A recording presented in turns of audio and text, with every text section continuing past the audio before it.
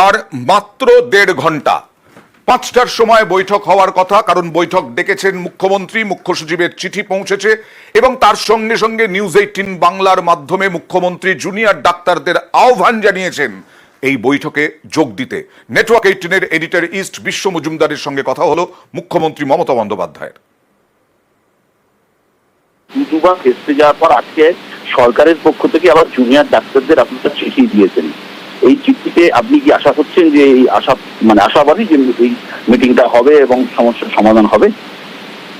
দেখুন, এটা fix time. আমরা যদি বলেন আমার বাড়ির মিটিংটা নিয়ে, তাহলে ফিক্স টাইম হবে, কিন্তু মিটিং এ আসার জন্য এটা ফিক্স টাইম হবে। আমি নিজেও ধর্নাও গেছি এবং আমার এখনো ছোটদের কাছে অনুরোধ থাকবে যে কালকে কোর্টে কেস আছে, তারা যে আসুন আমরা একটা শেষ চেষ্টা করে দেখি, তাতে ছাত্র সমাজের, তাতে জুনিয়র ডাক্তারদেরও লাভ হবে এবং শান্তি ফিরে আসবে। এবং যারা চায় না এটা সলভ হোক, আমি তাদের কাছে অনুরোধ করবো মানুষের কথা ভেবে, একদিকে বন্যা পরিস্থিতি, অন্যদিকে মানুষ চিকিৎসা পাচ্ছে না, আসুন আমরা সবাই মিলে সমস্যাটা সমাধান করি। সমস্যার সমাধান করার জন্য চেষ্টা করা উচিত। চেষ্টা করতে কোনো ত্রুটি আমরা রাখবো না। মানে আপনি মনে করছেন আলোচনার টেবিলে বসলে নিশ্চিতভাবেই সমস্যার জট কেটে যাবে?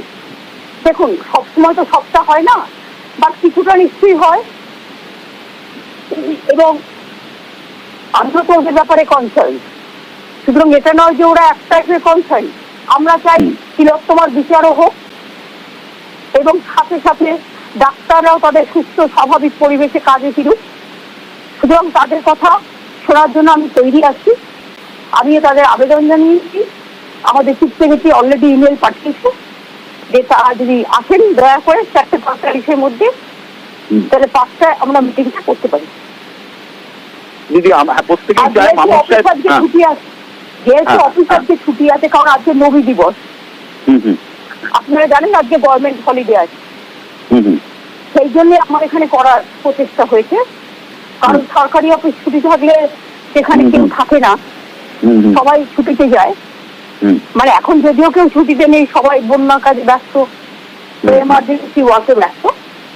তা সত্ত্বেও আমি মনে করি যে আমার বাড়িতেও আমি যখন থাকি, এটাও গভর্নমেন্ট অফিস হয়ে যায়।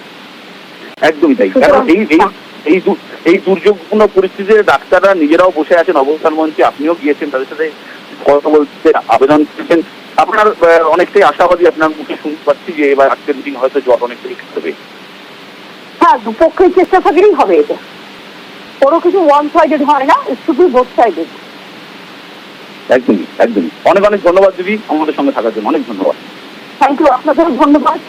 বিশেষ করে বন্যাক্লিষ্ট অঞ্চলে আপনাদের গ্রামে গ্রামে আপনাদের টিভিটা ভালো পৌঁছায়, মানুষকে বার্তা দিন সরকার তাদের পাশে আছে, আমরা তাদের বিপদে যে কোনো রকম সাহায্য করতে প্রস্তুত। অনেক ধন্যবাদ, অনেক ধন্যবাদ। Thank you.